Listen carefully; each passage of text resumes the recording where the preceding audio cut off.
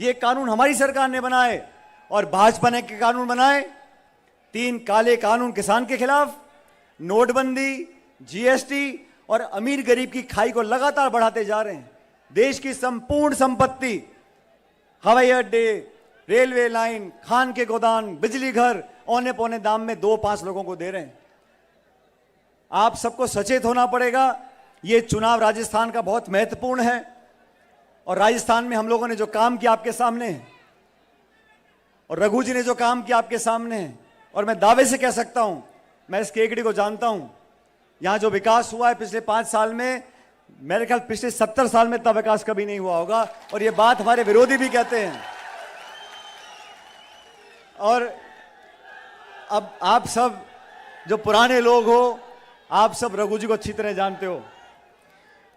रघु जी भी पुराने कबड्डी कुश्ती वाले खिलाड़ी हैं, ये नए तो है नहीं।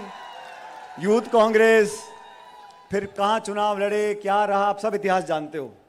फिर केकड़ी के लोगों ने आशीर्वाद दिया, आपने विधायक बनाया। और मैं आपको अब बताना चाहता हूं एक बात, प्रियंका जी, 2016-17 में यहां बाय इलेक्शन हुआ, उपचुनाव हुआ लोकसभा का। मैं प्रदेश कांग्रेस कमेटी का अध्यक्ष था और मैंने रघु जी को कहा, हम सबका नेताओं का मन था, मैं रघु जी आप चुनाव लड़ो बाय इलेक्शन। अब असली बात तो ये है कि रघु जी ने कहा मैं कहां पछड़े फंसूंगा, लड़ूंगा, फालतू में सरकार है। तो ये आधे मन से थे।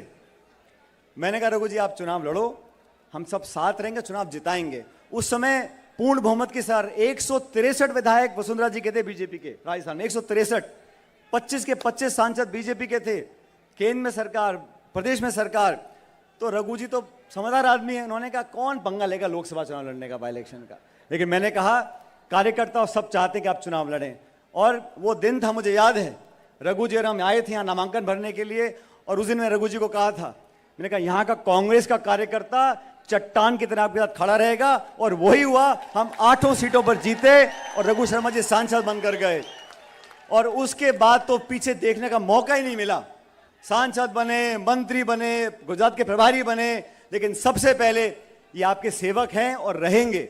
इसलिए आज हम सब आपसे निवेदन करने आए हैं। और सुनो साथियों, ये जाति, बिरादरी, और मैं जानता हूं केकड़ी में हम सर समाज के लोग रहते हैं, हम सबको एकजुटता दिखानी है।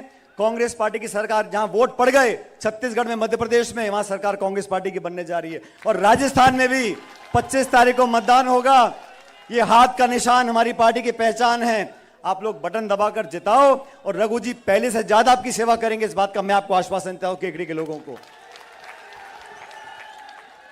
हम सब प्रियंका जी को सुनना चाहते हैं, लेकिन मैं आपसे इतना आग्रह करूंगा, मैं भी चुनाव लड़ रहा हूं टोंक से, और जब 25 तारीख को मतदान होगा मैं मेरे विधानसभा क्षेत्र में होऊंगा।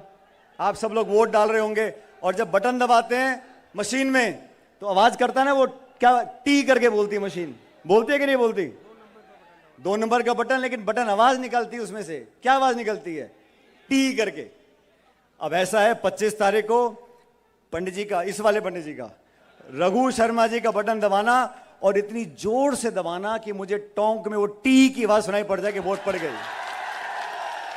मैं आप सबसे पुनः निवेदन करते हुए कि कांग्रेस पार्टी को जिताना, और सुनो, ये जीत मोटी करनी है, अच्छी खासी जीत होगी, हम सबको ताकत मिलेगी और हम मिलकर आपके क्षेत्र का विकास करेंगे, सरकार बनाएंगे। मैं एक बार पुनः प्रियंका जी का यहां पे स्वागत करता हूं और धन्यवाद देता हूं कि वो समय निकालकर आपके बीच में आई है। और तमाम जनता जो बैठी है, आपका मैं हमेशा कायल रहूंगा। परमपिता परमेश्वर से कामना करता हूं आप लोग फलो फूलो हंसो, जैसे आज मुस्कुरा रहे हो ऐसे मुस्कुराते रहो, भगवान आपकी झोली में खुशियां भरे। बहुत बहुत धन्यवाद। राम राम साहब। अब